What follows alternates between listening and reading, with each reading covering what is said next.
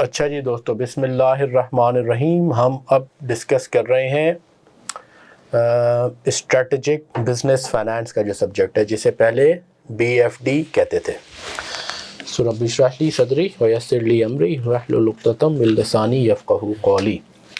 अच्छा जी, अभी BFD का जो सब्जेक्ट है हमारा, ये सब्जेक्ट हम ज़माने कदीम से पढ़ भी रहे हैं, पढ़ा रहे हैं, ठीक है। And it's a very very important subject.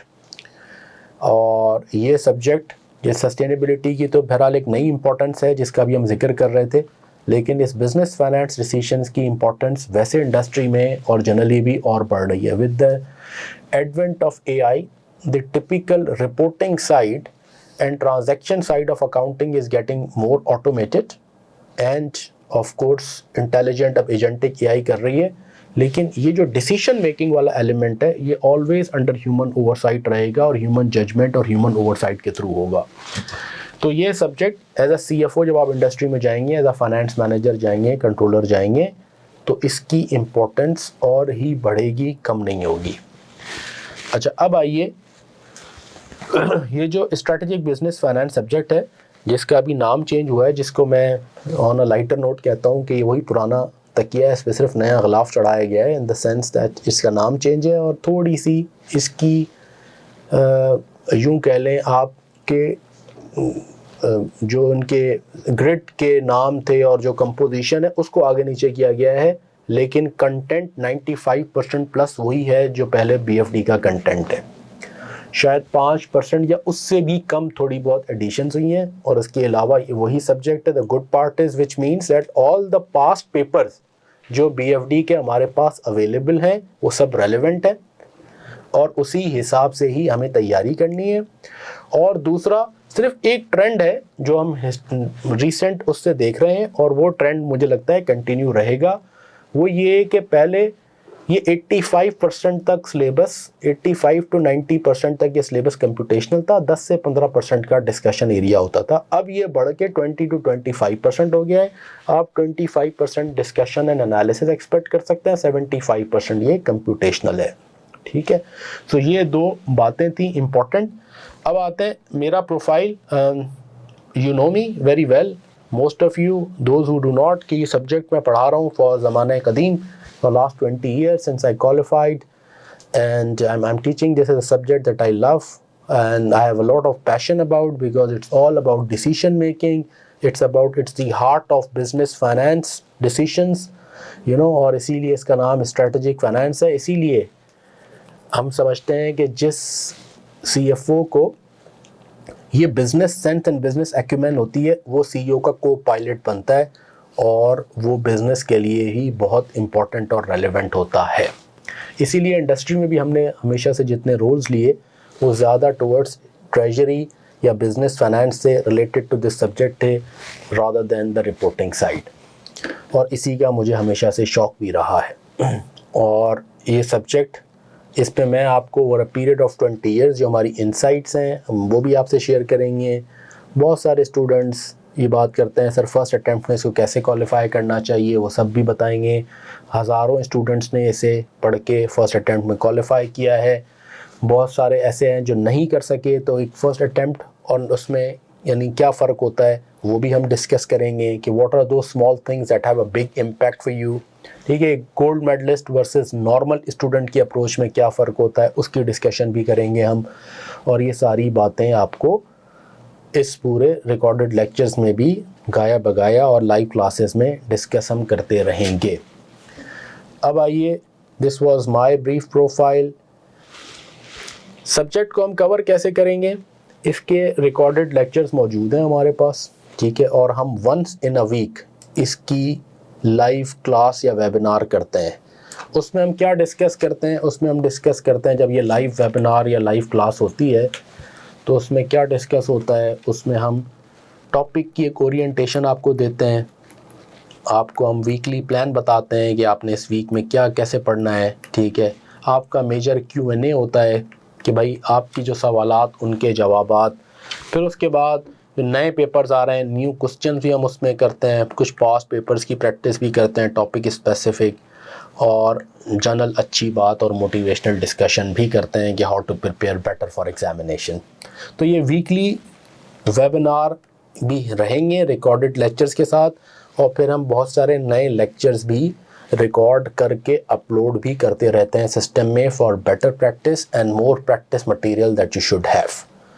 तो ये भी रिकॉर्डेड लेक्चर्स भी हम पीरियोडिकली अपडेट करते हैं, और वो भी अपडेट जैसे अभी पिछले अटेम्प्ट का पेपर है ये हम पूरा सॉल्व करेंगे और आपके पास अवेलेबल होगा। पास पेपर्स 5-6 ऐसे पूरे पेपर्स भी सॉल्व हैं अलॉन्ग विद सेवरल, क्योंकि हम 20 साल से सब्जेक्ट पढ़ा रहे हैं, तो 20 साल के पास पेपर्स में किस टॉपिक से रिलेटेड क्या इंपॉर्टेंट क्वेश्चन आया है, कौन सी जो है ना किट में कौन सा इंपॉर्टेंट क्वेश्चन है टॉपिक वाइज, सीमा में क्या अच्छा है, ICIW में क्या है, ACCA में क्या है, चार्ट फॉक्स लिंच है, टेक्समेंट्स फाइनेंशियल मैनेजमेंट है, इंडियन ऑथर्स की ऐसे बुक्स हैं, वहाँ से जो रेलिवेंट एरियाज़ हैं उनके लेक्चर्स में प्रैक्टिस क्वेश्चन मौजूद हैं और पीरियोडिकली हम उन्हें अपडेट भी करते रहते हैं।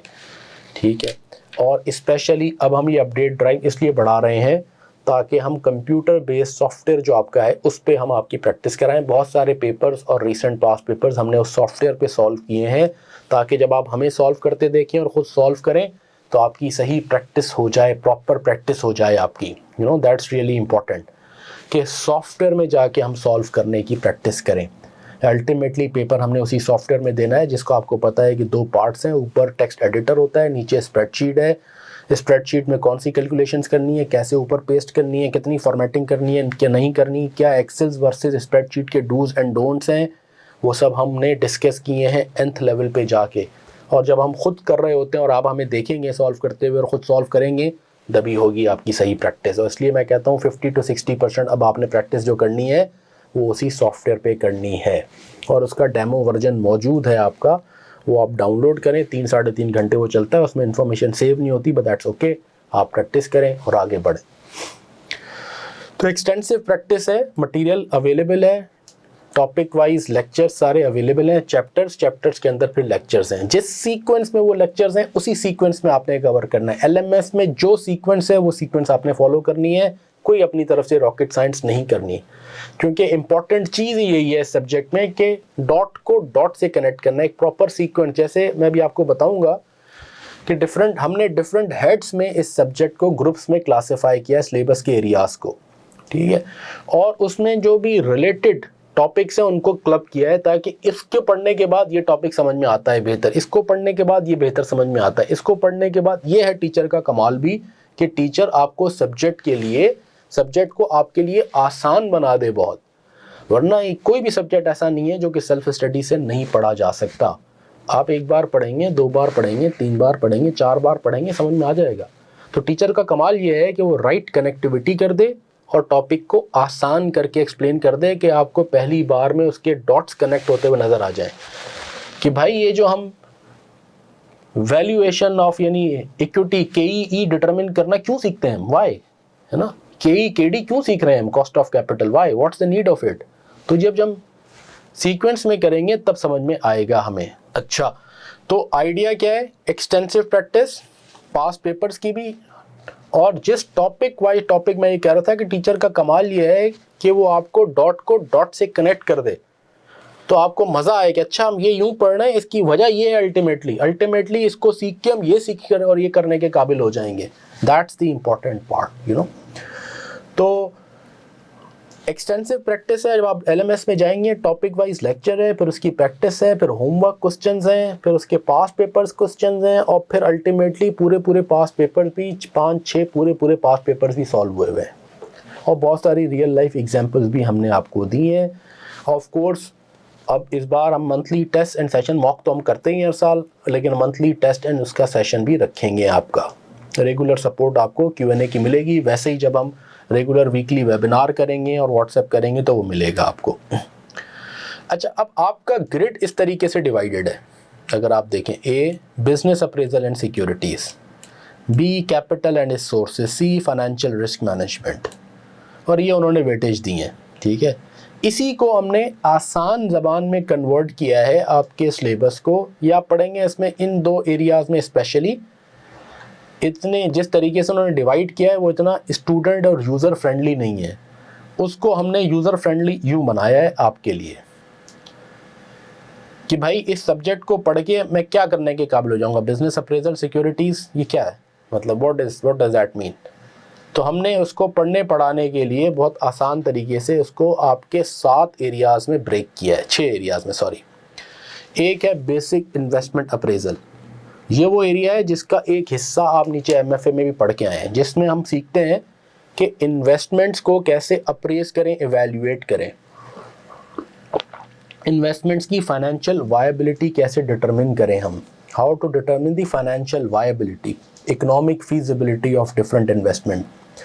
और ये पर्सनल फाइनेंस से लेके ऑर्गेनाइजेशनल फाइनेंस के लिए इंपॉर्टेंट बात है। एक बिजनेस है, वो एक नया प्रोडक्ट लॉन्च कर रहा है, तो is that new product is going to be profitable, viable और नॉट, उसकी पहले असेसमेंट होगी ना। ये थोड़ी होगा कि प्रोडक्ट लॉन्च कर दी बाद में सोच रहे हैं अरे यार ये प्रोडक्ट सही थी या नहीं थी। No, you do a lot of technical evaluation and financial evaluation before you launch a project, right?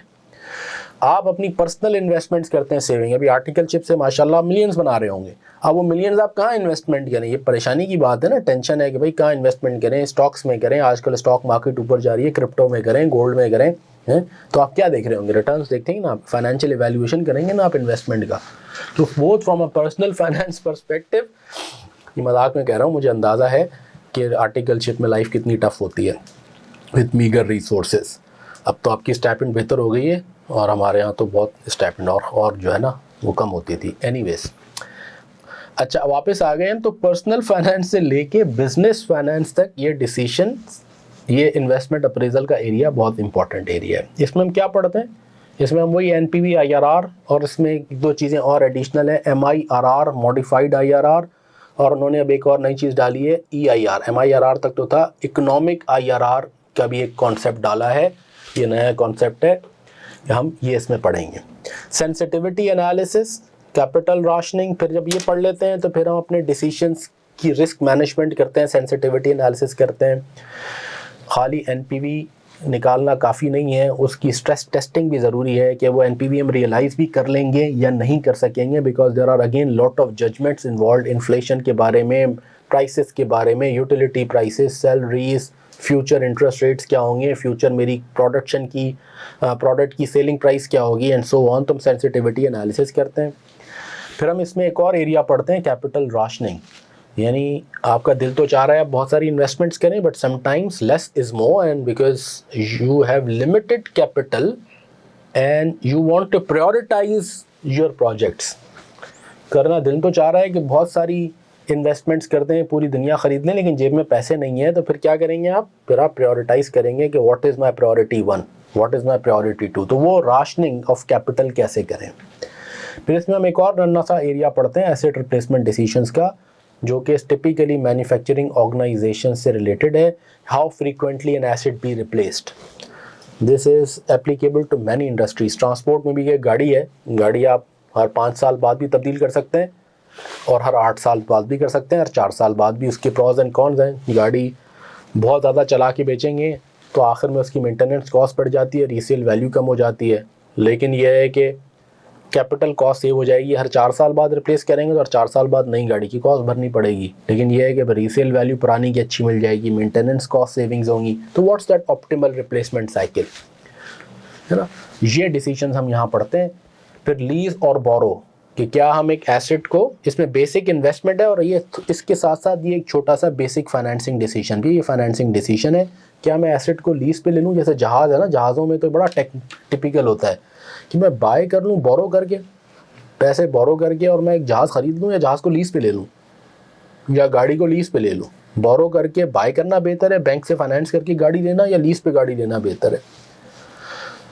तो अकाउंटिंग में तो अब लीज़ कंट्रोल अकाउंटिंग हो गई, ऑपरेटिंग लीज़ भी राइट ऑफ यूज़ एसेट की फॉर्म में बैलेंस शीट पे आ जाती है। लेकिन असल डिसीजन ये है कि क्या लीज़ करें या बोरो करके बाय कर लें, व्हाट्स द ऑप्टिमल, ये चीज़ हम यहाँ पढ़ते हैं। जो दूसरा इंपॉर्टेंट यहाँ डिसीजन है वो advance investment and financing decision. अब इसमें एडवांस बातें हैं कि भाई जब आपने फाइनेंसिंग एक एसेट, आपको अंदाज़ा हो गया कि जी ये इन्वेस्टमेंट जो है ना फीजिबल है, तो अब इसको कैसे फाइनेंस किया जाए, या ऑर्गेनाइजेशंस जो अपना डेट एंड इक्विटी का मिक्स रखती हैं डिफरेंट सोर्स ऑफ फाइनेंस से, तो वो क्या ऑप्टिमल हो, क्योंकि every source of finance has a cost. Debt की कॉस्ट तो फ़ौरन नज़र आ जाती है in the form of interest, but equity जो शेयर होल्डर से आप लेते हैं उसकी भी एक कॉस्ट है, वो भी इक्विटी होल्डर्स को कुछ रिटर्न चाहिए, प्रॉफिट या डिविडेंड कह लें या शेयर प्राइस इंक्रीज की फॉर्म में, यू नो। सो ये बातें यहाँ पढ़ते हैं, फिर हम इसमें कैपिटल स्ट्रक्चर थ्योरीज पढ़ते हैं, रिस्क रिटर्न थ्योरीज पढ़ते हैं, फिर अल्टीमेटली रिस्क एडजस्टेड वैक। तो ये advance investment appraisal and financing decision, investment and financing decisions. फिर उसी से बात आगे बढ़ते हैं share valuation techniques and M&A techniques हैं जो हम पढ़ते हैं, जो कि बिजनेसेस के लिए आजकल इंक्रीजिंगली इम्पॉर्टेंट एरिया है। बहुत सारे बिजनेसेस ग्रोथ परसू करते हैं थ्रू एक्विजिशन एंड मर्जर्स। अभी आपने PIA की एक्विजिशन देखी बाय ग्रुप, गवर्नमेंट ने प्राइवेटाइज किया यानी सेल किया, किसी ने बाय किया। जिस ग्रुप ने बाय किया है आरिफ हबीब कंसोर्शियम, उन्होंने क्या किया, उन्होंने अपनी बिजनेस ग्रोथ किया, उन्होंने डाइवर्सिफाई किया इनटू अ न्यू इंडस्ट्री। तो अब जब आप कोई नई, जैसे लकी ग्रुप ने ICI बाय की थी, जैसे और एंटिटीज़ करती हैं जो है ना, अभी आपने देखा।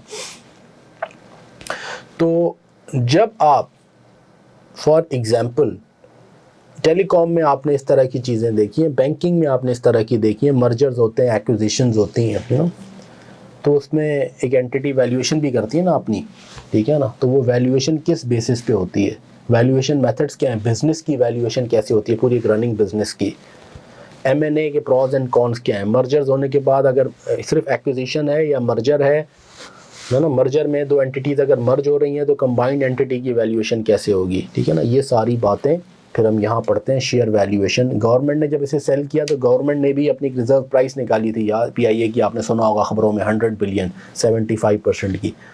तो गवर्नमेंट ने भी एक वैल्यूएशन की है ना PIA की। जो बायर आए, बायर ने भी, एक बायर ने उसकी 101 समथिंग की वैल्यूएशन पहले की, दूसरे ने 115 की, फिर उन्होंने अपनी और मैक्सिमम प्राइस भी डिटरमिन की होंगी जिसकी बेसिस पे वो बिड बढ़ाते गए। तो ये सारी बातें हम ये शेयर वैल्यूएशन एंड M&A के एरिया में पढ़ते हैं, जिसकी वेटेजेस आपसे नज़र आ रही हैं आपको एग्जाम परस्पेक्टिव से। फॉरेक्स एंड रिस्क हेजिंग फिर हमारा तीसरा एरिया है, ठीक है, कि जिसमें हम ये पढ़ते हैं कि जी डिफरेंट रिस्क की बात करते हैं, जिसमें एक्सचेंज रेट एक रिस्क है, इंटरेस्ट रेट्स फ्लक्चुएट करते हैं वो एक रिस्क है, कमोडिटी प्राइसेस फ्लक्चुएट करती हैं ये रिस्क है, यू नो। ये जो डिफरेंट रिस्क हैं, या शेयर्स की प्राइसेस ऊपर नीचे होती हैं, anything that fluctuates create a risk of adverse fluctuation.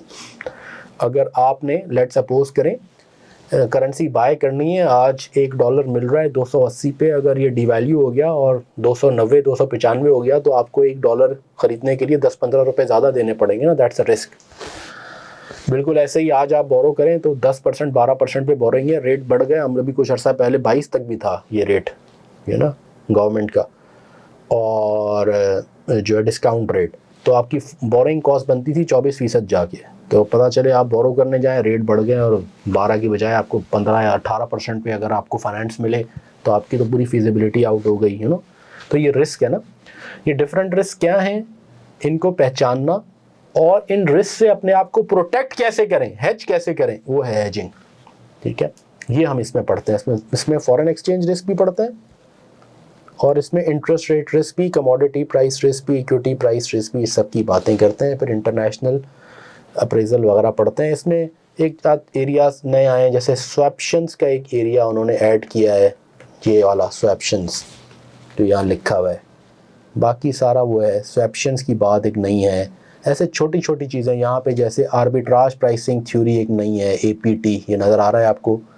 यहाँ मैंने आपको कहा EIR एक छोटा सा ऐड किया, स्वैप्शन यहाँ ऐड हुआ, तो हार्डली 5% की प्लस माइनस है यहाँ। जी ईशान से, एक्विजिशन एंड मर्जर्स में एक एंटिटी डिफरेंट तरीक़ों से टारगेट को जब वैल्यू करती है तो डिफरेंट वैल्यूएशन आ सकती है। वैल्यूएशन इज़ नॉट फिज़िक्स कि सब ने न्यूटन का वो फार्मूला अप्लाई किया, या जो है वो कहते हैं ना, वो क्या कहते हैं, आइंस्टाइन का वो E=ma का फार्मूला है तो सब की एक ही वैल्यू आएगी। Valuation different buyer and seller different perspective से करता है, उसमें डिफरेंट अजम्पशंस लेता है। सेलर हमेशा अज्यूम करेगा कि मेरी कंपनी अच्छी से अच्छी परफॉर्म करेगी, तो वो अपनी हिसाब से वैल्यूएशन करता है। बायर कोशिश करता है कंजर्वेटिवली वैल्यू करे और वो अपने हिसाब से वैल्यूएशन करता है। डिफरेंट वैल्यूएशन मेथड्स हैं, हम पढ़ेंगे। एसेट बेस्ड वैल्यूएशन होती है, जो है ना रेशो बेस्ड वैल्यूएशन होती है, पी रेशो वगैरह बेस्ड, मल्टीपल बेस्ड जिसे वैल्यूएशंस कहते हैं, ट्रांजैक्शनल मल्टीपल्स बेसिस, और कैश फ्लो बेस्ड वैल्यूएशंस होती हैं। तो हम ये सारी बातें पढ़ेंगे, पर डिफरेंट मेथड्स के क्या प्रॉज एंड कॉन्स हैं और कैसे buyer and seller differently value करते हैं, ये सारी बातें करेंगे हम। जी क्रिप्टोज कंसिडर नहीं हो रहे अभी, हमारे क्रिप्टोज हमारे सिलेबस में नहीं है, लेकिन जो जनरल हम हेजिंग के प्रिंसिपल्स पढ़ेंगे और ये चीज़ें पढ़ेंगे ना, ये फ्यूचर्स क्या है, तो क्रिप्टो में भी आपको फ्यूचर्स नज़र आते हैं, क्रिप्टो में भी आपको ऑप्शंस नज़र आते हैं, तो प्रिंसिपल्स ऑफ डिफरेंट प्रोडक्ट्स आपको ज़रूर मिल जाएंगे वहाँ, लेकिन स्पेसिफिकली क्रिप्टो हमारे सिलेबस में नहीं है। Is that okay Baniyal?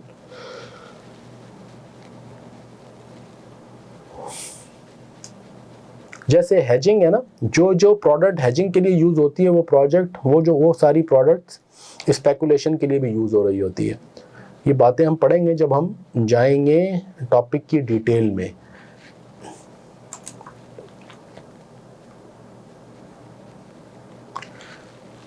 जैसे फ्यूचर्स की ट्रेडिंग होती है, फ्यूचर्स के थ्रू आप हेज करते हैं, फॉरेक्स रिस्क भी होता है और इंटरेस्ट रेट रिस्क भी, कमोडिटी प्राइस भी फ्यूचर्स के थ्रू हेज होती है, मेटल की प्राइस जैसे गोल्ड है, सिल्वर है, ऑयल है, इनकी कमोडिटीज़ की भी और मेटल्स की।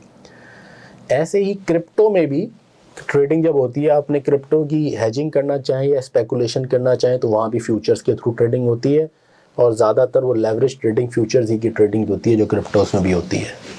Daniyal, does it make sense? लेकिन क्रिप्टो हमारे सिलेबस में नहीं है, लेकिन जो प्रोडक्ट्स हम पढ़ेंगे शायद कुछ आपको वहाँ से रिलेट होती हुई मिले, वहाँ भी नज़र आएंगी क्रिप्टो एक्सचेंजेस पे भी। अच्छा जी, उसके बाद एक दो छोटे छोटे टॉपिक्स हैं, फोरकास्टिंग एंड रेशियो एनालिसिस। इसमें टिपिकल क्वेश्चंस ये आते हैं कि जी डेट है, फोरकास्ट कर लें पीएनएल, फोरकास्ट कर लें cash flow, x right price determine कर लें, रेशो का क्वेश्चन आ जाता है, जैसे लेवरेज रेशोज़ आ जाते हैं, वर्किंग कैपिटल भी इसी के अंदर मैंने डाल दिया है, वर्किंग कैपिटल के जनरल क्वेश्चन आ जाते हैं। वर्किंग कैपिटल डिटेल नहीं, स्टॉक पे नहीं आएगा कि जी बफर स्टॉक की कैलकुलेशन करके दे दें, या फैक्टरिंग बहुत डिटेल में नहीं आएगा, लेकिन basic liquidity and credit risk management है, और बेसिक वर्किंग कैपिटल कि जी वर्किंग कैपिटल एग्रेसिव होता है, कंजर्वेटिव स्ट्रैटेजी होती है, नॉर्मल स्ट्रैटेजी होती है, वो क्या होती हैं, वर्किंग कैपिटल कैसे मैनेज होना चाहिए, it's a balance between liquidity and efficiency. Too much of working capital is also bad, that too much of capital is there which is not being properly utilized, and too less also generates a liquidity risk। तो ये basic बातें इसमें हमारी हैं और basic questions ही इस पे आते हैं। ये हो गया। उसके बाद एक डिविडेंड पॉलिसी डिसीजन का टॉपिक है कि जब कंपनीज प्रॉफिट्स अर्न करती हैं तो फिर दूसरा डिसीजन ये होता है ना कि वो प्रॉफिट को कितना प्रॉफिट डिस्ट्रीब्यूट करते हैं, सारा का सारा डिस्ट्रीब्यूट कर दें इन द फॉर्म ऑफ डिविडेंड, कुछ रख लें, कुछ डिस्ट्रीब्यूट कर दें, सारा का सारा रिटेन कर लें, सारा का सारा पे आउट कर लें, कुछ मिक्स रखें, किस ये एडॉक डिसीजन हो, किसी फ्रेमवर्क के तहत हो, किसी थ्योरी के तहत हो, तो वो डिविडेंड पॉलिसी थ्योरीज़ हैं। फिर डिविडेंड के कुछ प्रैक्टिकल एस्पेक्ट्स हैं जो हम इस एरिया में पढ़ते हैं। तो इफ़ेक्टिवली अगर आप मुझसे पूछें तो इस सिलेबस के जो ऑब्जेक्टिव्स हैं ना, वो इन्हीं 3-4 टॉपिक्स के गिर्द घूमते हैं। ये पढ़ के आप मुझसे पूछें सर ये पढ़ के हम क्या करने के काबिल हो जाएंगे, तो हम ये पढ़ के इन्वेस्टमेंट डिसीजंस करने के काबिल हो जाते हैं कि क्या मैं इन्वेस्टमेंट करूं, ना करूं तो किसको प्रायोरिटाइज करूं, किसको ना करूं। फाइनेंसिंग डिसीजंस करने के हम काबिल हो जाते हैं, कॉस्ट ऑफ डिफरेंट सोर्सेज की, कॉस्ट ऑफ कैपिटल, कितना डेट हो, कितना इक्विटी हो, ठीक है, और उनकी डिफरेंट सोर्सेज की कॉस्ट ऑफ कैपिटल क्या है। हम उसके बाद डिविडेंड डिसीजंस करने के काबिल हो जाते हैं, और हम रिस्क मैनेजमेंट करने के काबिल हो जाते हैं। ये है हमारा ओवरऑल एरिया सिलेबस, और इसी के गिर्द आपके ये 4 बड़े टॉपिक्स हैं, 1 2 3 4। If you look at this 20 to 35, 20 to 30%, 15 to 25 और 20 to 30%, ये मेजर आपके एरियाज़ हैं। इन पर टिपिकली एक सवाल ज़रूर आता है। प्रिंसिपल्स आर सेम,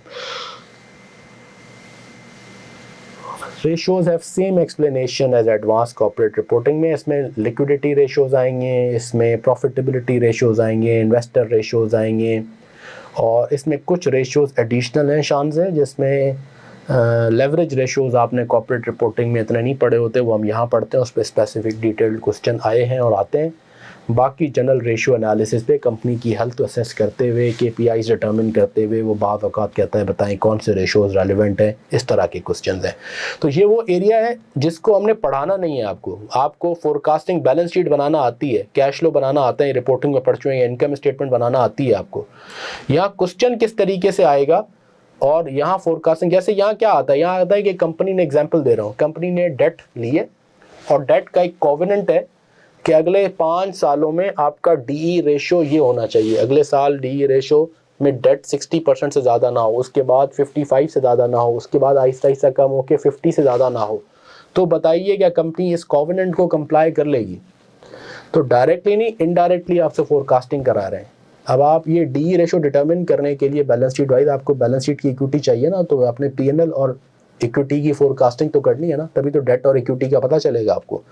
या ये क्वेश्चन कहेगा कि कंपनी ने डेट ली है और उस डेट के तहत कंपनी ने ये डेट की रिपेमेंट स्केड्यूल है, बताइए ये रिपेमेंट स्केड्यूल के हिसाब से will you be able to make the timely payments. Effectively कह रहा है कैश फ्लो बनाओ और बताओ कि इतना कैश फ्लो जनरेट कर लोगे कि ये डेट की रिपेमेंट कर सको। तो कैश फ्लो फोरकास्टिंग यूं बन गई है। Is that okay?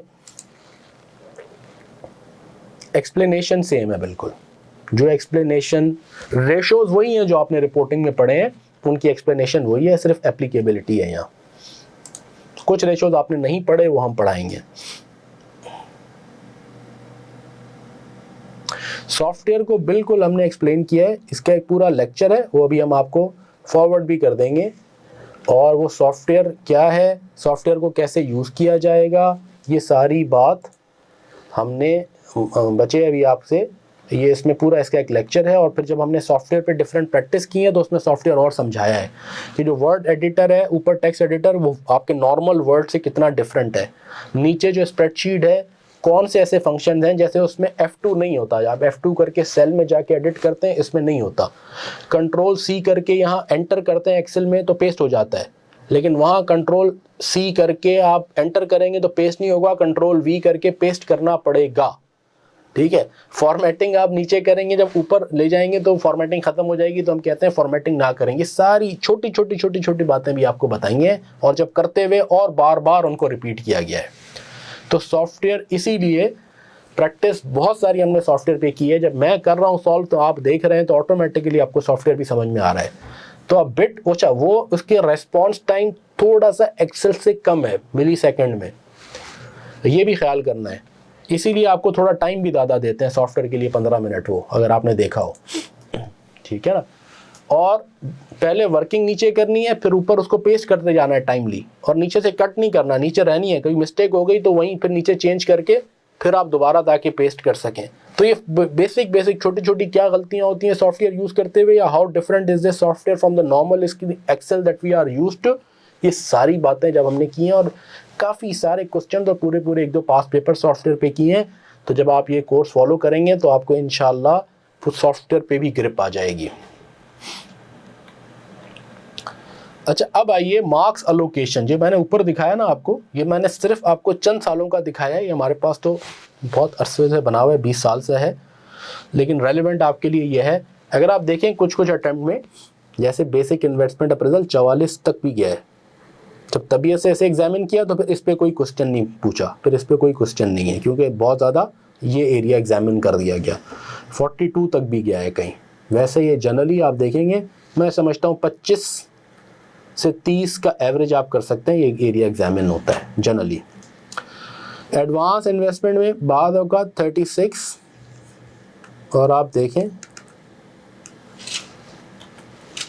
36 से 33 तक भी गए हैं।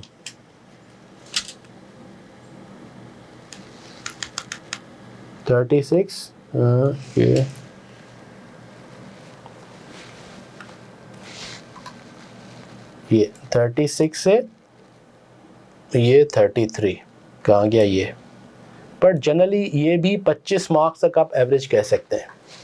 एक आध अटेम्प्ट ऐसी भी आई है जब इसको तबीयत से पूछा, इसको तबीयत से पूछा, यहाँ थोड़ी बहुत बातें, और ये एरिया 3 तबीयत से पूछ लिए तो फिर ये एरिया मिस हो गया। ये अनयूजुअल अटेम्प्ट्स हैं, जनरली इतना बड़ा एरिया मिस नहीं होता जनरली, लेकिन ये एक अनयूजुअल अटेम्प्ट कह सकते हैं आप। अच्छा, फॉरेक्स में आप देखें टिपिकली 20 से की आप एवरेज कर सकते हैं, कहीं कहीं थोड़ा ज़्यादा भी एग्जामिन हो जाता है तो फिर ये एरिया कम हो गया, ठीक है। फोरकास्टिंग एंड रेशियो, अच्छा ये 4 तो ऐसे एरियाज़ हैं जो कह सकते हैं कि भाई टिपिकली हर साल एग्जामिन होते हैं, ये 4 1 2 3 4 5 और 6 यस। फोरकास्टिंग पे कभी कभी बड़ा क्वेश्चन आ गया, ये अनयूजुअल है, अदरवाइज ये 10-15 मार्क्स ही है। जैसे यहाँ डिविडेंड का नहीं पूछा तो फोरकास्टिंग का 15 है, यहाँ एक डिस्कशन क्वेश्चन है, इसका 6 मार्क्स का और इसका छोटा सा क्वेश्चन है 8 का, यहाँ इसका 10 मार्क्स और 15 का क्वेश्चन है। बाद 80 अटैम्प्ट हुए हैं जिसमें इस एरिया को बिल्कुल भी एग्जामिन नहीं किया गया, तो इस एरिया को हम कलेक्टिवली कहते हैं कि 15 से 20, इससे ज़्यादा मार्क्स नहीं है दोनों के मिला के, ठीक है। This is how it works, this is the breakup of your past papers. अच्छा, इसमें अगर आप मुझसे पूछें, जैसे कि मैं आपसे पहले बता रहा था कि सर इसमें कंप्यूटेशनल और थ्योरी का क्या ब्रेकअप है, तो आप समझें कि यहाँ से ऑनवर्ड्स, बल्कि यहाँ से ऑनवर्ड्स आप देखेंगे कि थ्योरेटिकल कंपोनेंट थोड़ा थोड़ा बढ़ रहा है, तो 20 से 25 मार्क्स यहाँ थ्योरेटिकल आपको मिलेगा यहाँ से, और बाकी आपको कंप्यूटेशनल है। लेकिन वो थ्योरी भी ऐसी थ्योरी नहीं है कि जो बिल्कुल ही अनरिलेटेड थ्योरी हो, वो थ्योरी भी क्वेश्चन स्पेसिफिक होती है कि जी ऑर्गेनाइजेशन है, अच्छा इसके ना आप बताएं कि फ्यूचर KPIs बता दें, या ये जो आपने M&A है ना, इसमें आप बता दें कि सिनर्जीज, डिफरेंट तरह की सिनर्जीज कौन सी अक्रू हो सकती हैं। तो वो सिनेरियो एनालिसिस की बेसिस पर जनरली होता है, बाद औक़ात बिल्कुल ही थ्योरेटिकल होता है। जैसे उसने कहा कि जी ऑर्गेनाइजेशन टिपिकली किस तरह की सिनर्जीज जो ना अक्रू करती हैं जब M&A ट्रांजेक्शन होती है, तो ये एक जनरल थ्योरी का क्वेश्चन हो गया। बट ना अदरवाइज सिनेरियो स्पेसिफिक डिस्कशन आपसे पूछता है वो कि बताएं इस पर्टिकुलर केस में जो उसने अभी आपने वैल्यूएशन की, तो कौन से और फैक्टर्स हैं जो और कंसीडर हो सकते हैं, या ये वैल्यूएशन की बेसिस पे क्या ये एक्सेप्टेबल होगी टू बोथ, जो स्पेशली जो बायर्स के शेयर होल्डर्स हैं उनको ये चीज़ एक्सेप्टेबल हो सकती है या नहीं हो सकती, ज़रा इस पर कॉमेंट करें, ठीक है ना। या रिस्क में, अच्छा ये जो आपने पर्टिकुलर डिफरेंट मेथड्स के थ्रू हेजिंग की, ज़रा इसका तीनों का कंपैरिजन और एनालिसिस बता दें। इस तरह की थ्योरी होती है which is more question oriented और लॉजिकल एंड कॉन्सेप्चुअल। इसके लिए कोई रट्टा लगाने की ज़रूरत नहीं है कि write an essay on this. Key learning outcome जैसे मैंने आपको बता दिया, investment decision, short to long financing decisions, dividend policy and financial risk management, ये इसके लर्निंग ऑब्जेक्टिव्स हैं। इस सब्जेक्ट के लिए क्या इंपॉर्टेंट है, इस सब्जेक्ट के लिए कुछ सर्टेन मैं समझता हूँ चीज़ें हैं जो नीडेड हैं, वो हैं स्ट्रॉन्ग गुड अर्थमेटिक स्किल्स, ये एंड एनालिटिकल स्किल्स, ये बहुत इम्पॉर्टेंट है। यानी इसमें आप समझें कि हम परपेचुटी और एन्युटी का फॉर्मूला भी आपको रिवाइज कराते हैं कि भाई बहुत सारे बच्चे कोई जिनका मैथमेटिक्स बेसिक अर्थमेटिक हमारी वीक होती है, तो people make very easy ordinary mistakes in this. तो कोशिश हमारी ये होती है कि इसमें हम ये मिस्टेक्स आपसे एटलीस्ट ना हो। कहाँ परपेचुटी का फॉर्मूला लगाना है, कहाँ एन्युटी का लगाना है, कैसे लगाना है, उसको यूज़ करते हुए क्या डूज एंड डोंट्स हैं। जितनी अच्छी एनालिटिकल स्किल्स होंगी, और वो analytical skills Aahista Aahista develop होती हैं। और हम जब आप रिकॉर्डेड लेक्चर पहला देखेंगे तो हमने बात ये की है कि ये एप्लीकेशन ओरिएंटेड सब्जेक्ट है ना, तो हमने NRV के कॉन्सेप्ट से ये बात एक्सप्लेन की है कि NRV टेस्टिंग का एक कॉन्सेप्ट है, जो आप देखेंगे तो आपको अंदाज़ा होगा कि analytical skills means that you need to be able to apply your knowledge, है ना। जैसे मैथ्स में आपसे नहीं वर्ड प्रॉब्लम्स कराए जाते थे, वर्ड प्रॉब्लम को सॉल्व करते हुए आप अप्लाई करते हैं ना अपनी mathematical knowledge to solve a problem, यहाँ भी यही है। इस सब्जेक्ट का अपना नॉलेज बेस नहीं है, नॉलेज बेस तो मैथ से, स्टैट से, बिजनेस से, रिपोर्टिंग से बोरो कर रहे हैं और उसे अप्लाई करके डिसीजन मेकिंग कर रहे हैं हम, ठीक है ना। हम पोर्टफोलियो थ्योरी में स्टैंडर्ड डेविएशन जो हमने स्टैट में पढ़ी है उसको यूज़ करके रिस्क एंड रिटर्न की डिसीजन मेकिंग कर रहे हैं, ठीक है। ऐसे ही हम बेसिक कंप्यूटेशन करके हम अप्लाई करके इन्वेस्टमेंट डिसीजन कर रहे हैं, है ना। तो हम बहुत ज़्यादा अर्थमेटिक मैथमेटिकल स्किल्स को और स्टैटिस्टिकल स्किल्स को यूज़ करते हैं इन डिफरेंट थ्योरीज़ में भी। MM थ्योरी है तो बेसिक जो है ना स्ट्रेट लाइन इक्वेशन है एक, जिसको हम सॉल्व करते हैं और उसकी बेसिस पे हम आगे बातें करते हैं। एनीवेज ये सारी बातें जब हम सब्जेक्ट पढ़ेंगे तो आपको समझ में आएंगी, लेकिन कहने का मकसद ये है कि अर्थमेटिक एंड एनालिटिकल स्किल्स अगर आप की अच्छी नहीं है तो आपको इस पे स्पेशली वर्क कराया गया है है ना, कॉन्शियसली हमने इसको डेवलप कराने की कोशिश की है थ्रू आउट द सिलेबस। और जिनकी अच्छी हैं उनको तो वैसे ही मज़ा आएगा, जिनकी अच्छी नहीं है उनकी भी हमने एक कोशिश की है थ्रू आउट द सिलेबस कि इसको आप स्किल करें ताकि आपको मज़ा आए। तो इसीलिए बहुत ज़्यादा प्रैक्टिस भी कराई गई है। फिर इसमें एक बहुत इम्पॉर्टेंट एलिमेंट है, वो ये है कि सर कॉन्सेप्ट हमें समझ में आ गया। बहुत सारे लोग इसमें इसलिए मार खा जाते हैं, वो कहते हैं सर हमें कॉन्सेप्ट क्लियर हो गया। इस सब्जेक्ट में कॉन्सेप्ट क्लियर होने के साथ साथ बहुत इम्पॉर्टेंट है आपका प्रैक्टिस। प्रैक्टिस भी quality practice. It is important that you understand, but it is equally important that you are able to do it yourself, and that skill comes with practice, you know। मैं आपको 20 साल 25 साल के दरमियान जितने भी साल मैंने पढ़ाए हैं, 2005 से मेरा ख्याल 21वां साल है ये या 22वां साल है ये, कि बहुत सारी बार स्टूडेंट आके हमें कहते हैं ओ सर समझ में तो सब आ गया था लेकिन पेपर नहीं हुआ। पेपर इसलिए नहीं हुआ या टाइम पे नहीं हुआ, या सर कंप्लीट नहीं कर सके, या सर बाद में आके देखा तो सर समझ में आ रहा था उस वक्त वहाँ नहीं हुआ।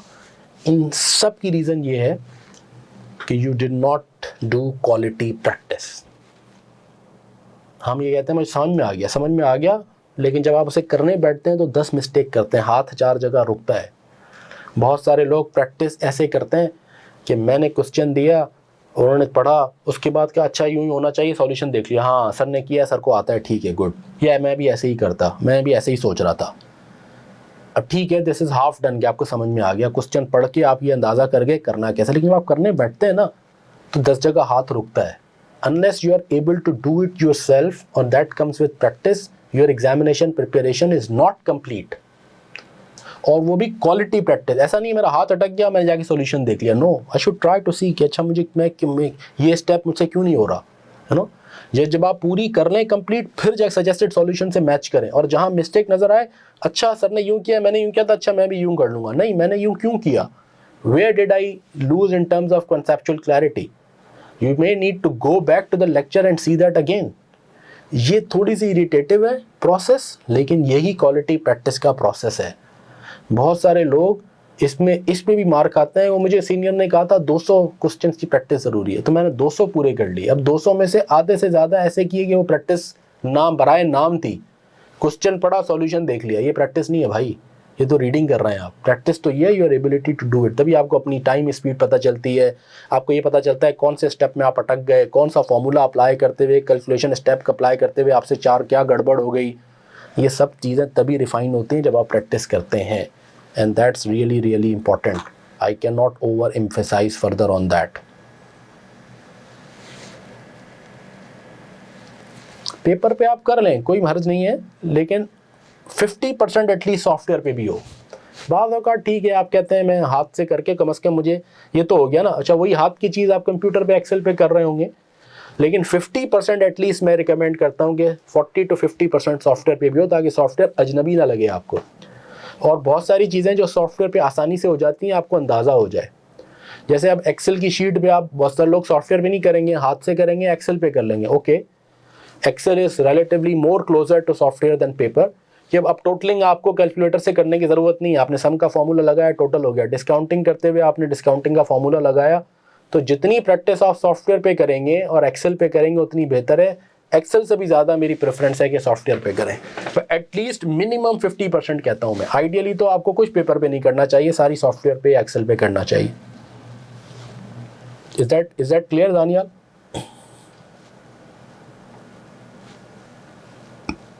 But minimum in my view is 50% on software. अच्छा, अब हमारे जो लेक्चर्स हैं यहाँ पे जो आपको मिलेंगे वो डिटेल्ड येट सो आसान, ये हमारा तकिया कलाम है BFT का, सो आसान सो आसान सो आसान। हमने कोशिश की है सब्जेक्ट को बनाएं सो आसान आपके लिए। एक्सटेंसिव प्रैक्टिस है, डिफरेंट, ये इसका फ़ायदा ये है कि 20 साल से जो हमने डिफरेंट प्रैक्टिस किट से अच्छे सवालात मिले, पास पेपर से, वो आपको हर टॉपिक में नज़र आएंगे। नंबर ऑफ होमवर्क क्वेश्चंस दिए, जैसे फॉरेक्स में मैंने कोई 8 या 9 ICIW की प्रोफेशनल एप्लीकेशन किट से आपको प्रैक्टिस क्वेश्चंस दिए हैं। और मैं ये कहता हूँ कि फॉरेक्स से रिलेटेड अगर आप ये 6-7 क्वेश्चंस कर लें तो आप दैट्स योर बेंचमार्क, आपकी तैयारी हो गई। लेकिन ये आपसे होने चाहिए, इस बल्कि उसमें फॉरेक्स भी है और इंटरेस्ट रेट रिस्क के भी क्वेश्चन है ना। तो इस तरह की डिफरेंट हमने प्रैक्टिस मटेरियल्स आपको प्रोवाइड किए हैं। Several complete including complete pass papers on software solved हैं ये आपके लिए, और फिर क्यूरी रेजोल्यूशन डेफिनेटली होगी, और रेगुलर टेस्ट होंगे, और मॉक होगा। सो ये this is how we will prepare for it. ये मैंने आपको सब्जेक्ट का ब्रेकअप भी दे दिया। हम स्टार्ट आप देखेंगे तो लेक्चर्स यहीं से स्टार्ट हो रहे हैं। बेसिक इन्वेस्टमेंट अप्रेजल, जिसमें एनपीवी आईआरआर को रिफ्रेश कराया गया है, फिर ये टॉपिक्स कराए गए हैं। अब सीक्वेंस में आप देखेंगे लीज और बोरो यहाँ छोड़ा गया है, एडवांस इन्वेस्टमेंट अप्रेजल करके फिर हमने लीज और बोरो कराया है। तो जिस सीक्वेंस में, क्योंकि आपको समझ में ही बेहतर तब आएगा जब आपने फाइनेंसिंग, कैश फ्लो फाइनेंसिंग की चीज़ें पढ़ी हुई हैं। तो जिस सीक्वेंस में वो लेक्चर्स हैं, कोशिश करके उसी सीक्वेंस में ही आप उसे कवर कीजिएगा, तो आपको ज़्यादा you will start making sense and connecting the dots better. Is that okay? यहाँ तक that's effectively the entire of this orientation. अब कोई भी शक, कोई सवाल, कोई कंसर्न, कोई मेरी बात आपके जज्बात एहसासात से टकरा गई तो please feel free to discuss, to question. ये LMS पे लेक्चर्स अवेलेबल हैं, ये स्ट्रेट राइट अवे आपको इसकी एक्सेस मिल जाएगी। आप ग्रुप पे लिख दें, अपना ईमेल दे दें, हमाद आपको उसकी और ज़ीशान आपको फ़ौरन एक्सेस दे देंगे। Is that clear? Is everybody with me? तो मुझे ओके लिखें, यस लिखें।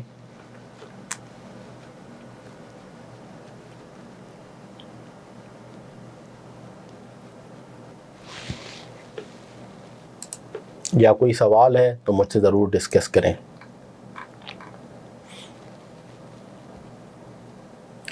If you took physical lectures, yes, you can still refer to the notings, yes. लेकिन बहुत ज़रूरी है कि फिर जो सॉफ्टवेयर वाली चीज़ें हैं और जो लेटेस्ट प्रैक्टिस है, अभी 4 सालों में बहुत सारे पास पेपर्स हमने कराए हैं, नई प्रैक्टिस क्वेश्चंस कराए हैं, वो भी बहुत ज़रूरी हैं। लेकिन उसको वो बेस बन सकता है, उसमें मज़ीद एडिशनल्स आप चीज़ें और डिलीशंस करें। So Anwar, all clear? Shanze, is it everything clear to you? So with this, should we close today's orientation? जी, मैं WhatsApp पे कोशिश करता हूँ कि मैं खुद ही रेस्पॉन्ड कर दूँ within few hours, if not within 24 hours I respond myself. Yes. और फिर once in a week हम ये सेशन तो करते ही हैं, Q&A सेशन, तो उसमें भी आपकी क्यूरीज़ हम डिस्कस करते हैं। आपके पास ये फोरम भी है, आपके पास व्हाट्सएप भी मौजूद है, उसमें भी आपको इंशाल्लाह आपकी क्यूरीज़ आंसर होंगी। ठीक हो गया जी। So with this we now close. Tell about the new September attempt. हाँ, अब तो क्वार्टरली अटैम्प्ट्स भी आ गई हैं, तो ये आपके लिए आसानी है। आप चाहें तो अब क्वार्टर बेसिस पे भी अगर एक अटैम्प्ट में गॉड फॉरबिड रह गया तो आप you don't need to wait for 6 months, you can reattempt. अब रिकॉर्डेड लेक्चर्स की availability makes it even easier to prepare on your own pace and time. लेकिन बहुत ज़रूरी है 1.5 या 2 के इस तरह से नहीं, आप प्रॉपर तरीके से देखेंगे प्लीज़। और जहाँ मैं कह रहा हूँ हम प्रैक्टिस कर रहे हैं और मैंने कहा आप करें, आप वहाँ पॉज करें वीडियो, क्वेश्चन पढ़ें, सॉल्व करें, फिर मैं जैसे सॉल्व करवा रहा हूँ फिर देखें, फिर मज़ा आए। ये है क्वालिटी प्रैक्टिस। और जो होमवर्क क्वेश्चन दिए हैं, 4 किताबें भी हम देते हैं साथ BFD की, ठीक है ना, वो सारे जिसके अंदर पूरे हैंड आउट्स हैं और एक आखिर में रिवीजन किट है, तो वो सारी बुक्स, फार्मूला किट है, हमने आपको रिवीजन किट वो भी आपको मिलेंगी। वो आप उनसे कहेंगे, वो जो कॉस्ट उसकी प्रिंटिंग की है उस कॉस्ट पे वो आपको दे देंगे, वो अपने पास रखें, जब आप सॉल्व कर रहे हैं तो आपके पास वो मौजूद हो, तो वो भी आप लें। इस तरीके से आपकी प्रैक्टिस और बेहतर होगी। So all good. With this we conclude and we will inshallah meet next Sunday inshallah. Thank you ji. Allah Hafiz. Quality practice is key, Anwar. Yes, quality practice. Okay ji. Allah Hafiz. Thank you.